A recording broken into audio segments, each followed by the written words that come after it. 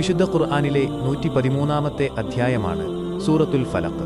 തിന്മകളിൽ നിന്ന് അല്ലാഹുവിനോട് സംരക്ഷണം തേടാൻ ഉപയോഗിക്കുന്ന ഏറ്റവും പ്രധാനപ്പെട്ട സൂറത്തുകളിൽ ഒന്നാണിത്. സൂറത്തുൽ ഫലഖ്. സൂറ അൽ ഫലഖ്. ബിസ്മില്ലാഹിർ റഹ്മാനിർ റഹീം.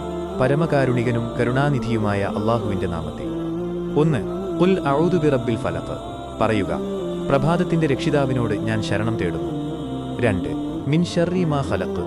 അവൻ സൃഷ്ടിച്ചിട്ടുള്ളവയുടെ തിന്മയിൽ നിന്ന്. 3. വമിൻ ശർരി ഗാസിഖിൻ ഇദാ വഖബ്. ഇരുളടയുമ്പോഴുള്ള രാത്രിയുടെ തിന്മയിൽ നിന്നും. 4. വമിൻ ശർരി നഫാസാദി ഫിൽ ഉഖദ്. കെട്ടുകളിൽ ഊതുന്ന സ്ത്രീകളുടെ, മന്ത്രവാദികളുടെ തിന്മയിൽ നിന്നും. 5. വമിൻ ശർരി ഹാസിദിൻ ഇദാ ഹസദ്. അസൂയപ്പെടുമ്പോൾ അസൂയക്കാരന്റെ തിന്മയിൽ നിന്നും. ചുരുക്കത്തിൽ ഈ സൂറത്ത് പ്രധാനമായും 4 കാര്യങ്ങളിൽ നിന്നുള്ള സംരക്ഷണമാണ് പഠിപ്പിക്കുന്നത്. സൃഷ്ടികളുടെ പൊതുവായ തിന്മകൾ, രാത്രികാലങ്ങളിൽ സംഭവിക്കാനിടയുള്ള അപകടങ്ങൾ, മന്ത്രവാദം പോലുള്ള ദുർവൃത്തികൾ, മറ്റുള്ളവരുടെ കണ്ണേറും അസൂയയും.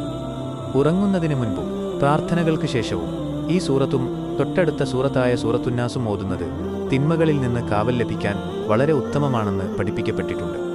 ഇതുപോലുള്ള ഉപകാരപ്രദമായ അറിവുകൾക്കായി ഷഹബി വ്ലോഗ് ഇപ്പോൾ തന്നെ സബ്സ്ക്രൈബ് ചെയ്യൂ. ബെല്ലൈക്കൺ എനേബിൾ ചെയ്യാൻ മറക്കരുത്.